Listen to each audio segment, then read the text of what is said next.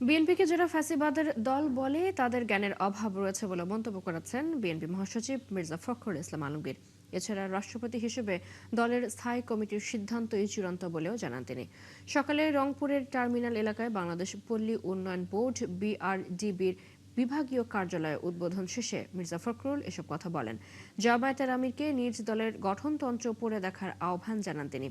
জামায়াত গণতান্ত্রিক দল কিনা এ নিয়েও প্রশ্ন তোলেন বিএনপি মহাসচিব।